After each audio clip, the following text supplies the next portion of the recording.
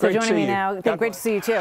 Chris Stirewalt is with me now, Fox News politics editor. Chris, you get the feeling when you watch the sort of posture currently, and maybe it's really going to ramp up in the coming months as we get closer to midterms.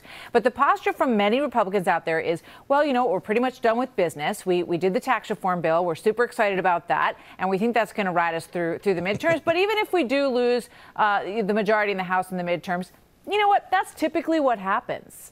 I mean, I don't think that's the way that people who voted Republican in the last election and saw what happened expected that this was going to play out. They thought there was going to be a real tremendous energy behind that win and an acceptance of what it could mean for what they had wanted for so long.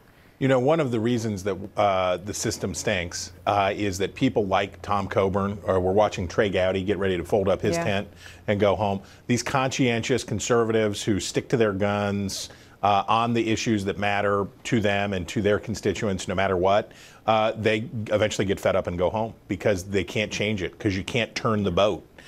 Tom Coburn is one of the clearest, strongest voices of American conservatism of the last 30 years, and even he could not change the point of view of his colleagues in Congress or this president or anybody, because it just takes on a gravity of its own. But we should remember, to be fair, to be merciful to people, we should remember that finding issues on which there are lots of things that Republicans could legislate on that would be popular, but either one of two things. Their base would revolt completely if they were to do something on, let's say, gun control. There are popular positions they could take. If they did something on immigration, there are popular positions they could take that would get 70% of the electorate, but their base would absolutely revolt, and they'd kill them in midterms anyway. It's sort of like they're damned if they do and damned if they don't, so they're choosing don't, because at least you don't have to break a sweat.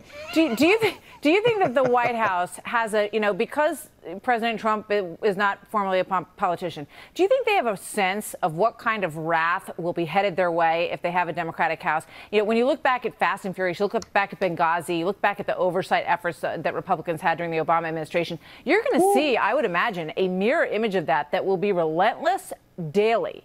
Am I wrong? Oh, no. Scott Pruitt would have to go hide under all the rocks. Anything that the Democrats could get their teeth into, including Russia stuff, of course, up to and including impeachment, is all suddenly gets on the table. But let me tell you a different dangerous scenario for Republicans. There's a middle point, which is, so they've got 24, they got a 24-seat cushion in their majority. If that 24 goes down to a handful, if it goes down to 5, it's almost worse to have the majority, because you can't govern. There are too many defections. You can't pass legislation, and your party's at war with itself, and the other guys don't have to take responsibility for it. At least if you lose the House, you can say to the Democrats, okay, well, what do you want to do? Yeah, well, the dirty secret may be that there might be some on the Hill who say, oh, you know what, we're not in power anymore. That kind of now we're the opposition, which is kind of a good place to be sometimes if you want to stick around for eternity. Chris, thank you very much. Always good to see you. Thank you. Happy Friday. You too.